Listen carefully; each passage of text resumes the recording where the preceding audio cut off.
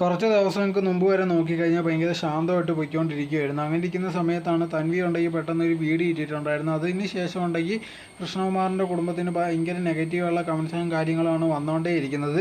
അതിൻ്റെ മെയിൻ കാരണം എന്ന് പറഞ്ഞാൽ ഇത് കണക്ക് തൻവി പറഞ്ഞിട്ടുണ്ടായിരുന്നു തൻ്റെ അമ്മൂമ്മ ഇത് കണക്ക് വിളിച്ചത് ഭയങ്കര ലോൺലിയാണ്, അവിടെ ഒന്നും ആരും നോക്കാനില്ലെന്നുള്ള രീതിയിലൊക്കെ പറഞ്ഞിട്ടുണ്ടായിരുന്നു എന്നായിരുന്നു ആ വീഡിയോ പറഞ്ഞിട്ടുണ്ടായിരുന്നത്. സോ ഇതിന് ശേഷം ഉണ്ടെങ്കിൽ ഒരുപാട് പേരുണ്ട് ഈ സിന്ധു കൃഷ്ണയ്ക്കെതിരെ വരാൻ തുടങ്ങി. എന്തുവാണ് ഇവർ കാണിക്കുന്നത്, സ്വന്തം അമ്മയെ നോക്കുന്നില്ലേ, ഇങ്ങനത്തെ സ്വഭാവം നല്ലതാണെന്നുള്ള രീതിയിലൊക്കെ പറഞ്ഞ് ഒരുപാട് പേരുണ്ടെങ്കിൽ രംഗത്ത് വരുന്നുണ്ടായിരുന്നു.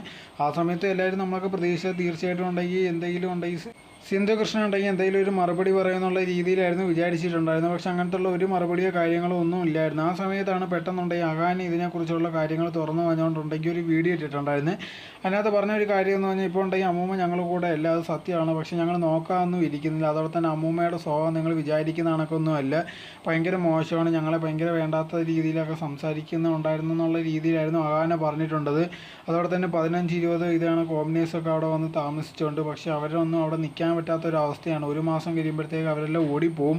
അങ്ങനെ ഒരു സിറ്റുവേഷനിലാണ്. ഞങ്ങൾ തമ്മിലും അടിയായിട്ടുണ്ട്. ഞങ്ങളുണ്ടെങ്കിൽ ഭയങ്കരമായിട്ട് അധികം സംസാരിക്കത്തൊന്നുമില്ലായിരുന്നു. പക്ഷെ എന്നാൽ പോലും ഉണ്ടെങ്കിൽ അമ്മൂമ്മയ്ക്ക് വേണ്ട എല്ലാ കാര്യങ്ങളും ചെയ്തു കൊടുത്തിട്ടുണ്ടെന്നുള്ള രീതിയിലായിരുന്നു പറഞ്ഞിട്ടുണ്ടായിരുന്നത്. അതിനുശേഷം ഉണ്ടെങ്കിൽ തൻവി ഒരു വീഡിയോ വെളിയിട്ടിട്ടുണ്ടായിരുന്നു. അതിനകത്തുണ്ടെങ്കിൽ ഇതാണ് അമ്മൂമ്മയെ ബിച്ചെന്നുള്ള രീതിയിൽ വിളിക്കുന്ന കാര്യങ്ങളെല്ലാം തുറന്നു പറഞ്ഞിട്ടുണ്ടായിരുന്നു.